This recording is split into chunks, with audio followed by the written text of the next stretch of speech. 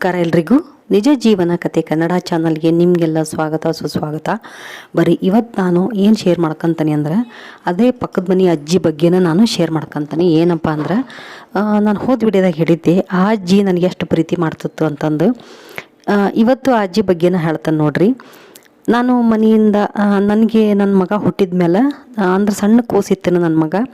ಅವಾಗ ಆ ಅಜ್ಜಿ ಕರೆದು ಹೇಳ್ತಿತ್ತು, ಬಾ ಇಲ್ಲಿ ತಾಯಿ ಅಂತಂದು ಪಕ್ಕ ಕುಂದ್ರಿಸ್ಕೊಂಡು ಆ ಕೂಸಿಗೆ ಚಲೋ ತಂಗ ಹಾಲು ಕುಡಿಸು, ಎರಡೆರಡು ಸತಿ ಕುಡಿಸು.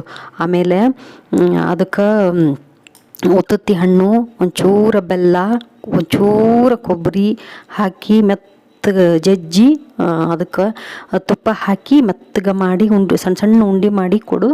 ಕೂಸಂದ್ರೆ ತೀರ ಕೂಸಲ್ಲ ನನ್ನ ಮಗ.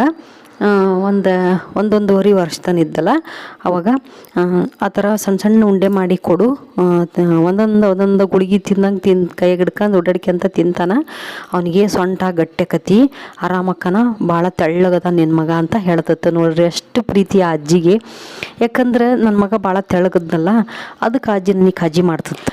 ಆದ್ರಕಿನ ಮತ್ತೆ ದಾಳ್ ನೋಡ್ರಿ, ಈಕಿ ಭಾರಿ ಕೆಟ್ಟ ಹೊಲಸು ಬುದ್ಧಿಕಿ ಹತ್ರ ಇದ್ದದ್ದು. ಈಕಿ ನನ್ನ ಮಗ ಅಲ್ಲೇ ಆಟ ಆಡಿದ್ರೆ ಎತ್ಕೊಂತದ್ದಿಲ್ಲ, ಕಕ್ಕ ಮಾಡಿದ್ರೆ ತೆಗಿತದ್ದಿಲ್ಲ. ಆಕಿ ಒಟ್ಟ ನನ್ನ ಮಗನ ಬಗ್ಗೆ ಈಕಿ ಕಾಜಿ ಅಲ್ಲ ಪ್ರೀತಿನ ಇದ್ದದ್ದಿಲ್ಲ. ನೋಡಿಲ್ದಾರಂಗೆ ಸುಮ್ಮನೆ ಕೂತ್ಕೊಳಕ್ಕಿಂತ ಅತ್ತಿ ನಮಗಿದ್ಲು. ಮುಂದಿನ ವಿಡಿಯೋದಾಗ ಮತ್ತಷ್ಟು ವಿಷಯನ ಶೇರ್ ಮಾಡ್ಕೊತೀನಿ. ಅಲ್ಲಿವರೆಗೂ ನಿಮ್ಮೆಲ್ಲರಿಗೂ ಜೈ ಶ್ರೀರಾಮ್.